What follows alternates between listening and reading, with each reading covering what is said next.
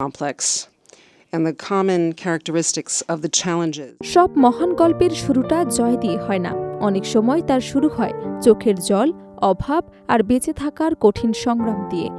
আজ তিনি বিশ্ব রাজনীতির অন্যতম প্রভাবশালী নারী নেতা, কিন্তু একসময় সংসারের হাল ধরতে অন্যের বাড়িতে শিশুদের দেখাশোনা করেছেন, কাজ করেছেন ওয়েস্ট্রেস বা বারটেন্ডার হিসেবেও। ভাঙা পরিবার, চরম দারিদ্র্য এবং অসংখ্য প্রতিকূলতাকে সঙ্গী করে শুরু হয়েছিল তার জীবনযুদ্ধ। সেই সাধারণ এক তরুণী আজ ইতালির ইতিহাসে প্রথম নারী প্রধানমন্ত্রী। বলছিলাম জর্জিয়া মেলোনির কথা।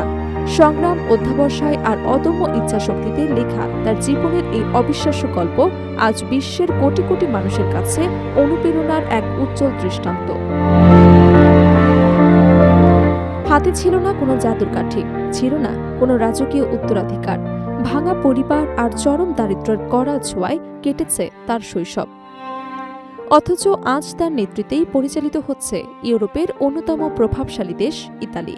বিশ্ব রাজনীতির ক্ষমতার কেন্দ্রে নিজের দৃঢ় অবস্থান তৈরি করেছেন তিনি, কিন্তু এই অবস্থানে পৌঁছাতে তাকে পাড়ি দিতে হয়েছে দীর্ঘ ও কঠিন এক সংগ্রামের পথ। 1977 সালের 15 জানুয়ারি ইতালির রাজধানী রোমে জন্মগ্রহণ করেন জর্জিয়া মেলোনি।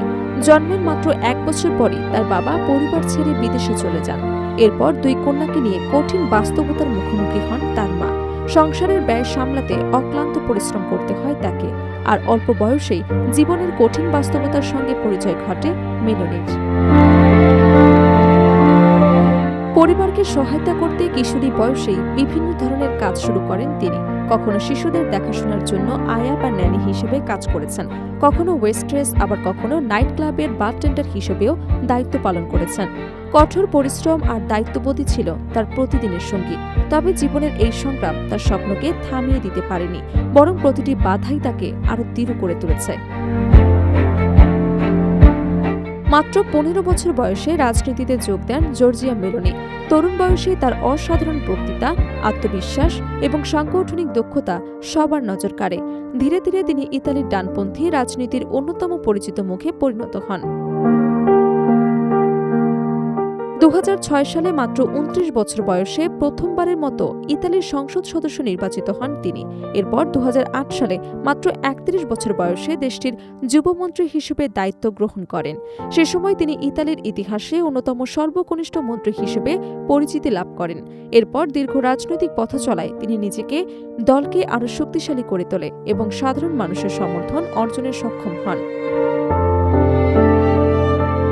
অবশেষে 2022 সালের অক্টোবরে ইতিহাস সৃষ্টি করেন জর্জিয়া মেলোনি।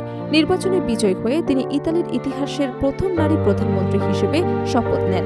তার এই বিজয় শুধু ব্যক্তিগত সাফল্যই নয়, বরং ইতালির রাজনৈতিক ইতিহাসেও এক নতুন অধ্যায়ের সূচনা করে। প্রধানমন্ত্রী হিসেবে দায়িত্ব নেওয়ার পর অভিবাসন, অর্থনীতি, জাতীয় নিরাপত্তা এবং ইউরোপীয় ইউনিয়নের বিভিন্ন নীতিগত ইস্যুতে তিনি দৃঢ় অবস্থান গ্রহণ করে আন্তর্জাতিক অঙ্গনেও ব্যাপক আলোচনায় আসেন। অল্প সময়ের মধ্যেই তিনি ইউরোপের অন্যতম প্রভাবশালী নারী নেতাদের একজন হিসেবে প্রতিষ্ঠিত হন। জর্জিয়া মেলোনির জীবন প্রমাণ করে, জন্ম কিংবা পারিবারিক অবস্থান কোনো মানুষের ভবিষ্যৎ নির্ধারণ করে না।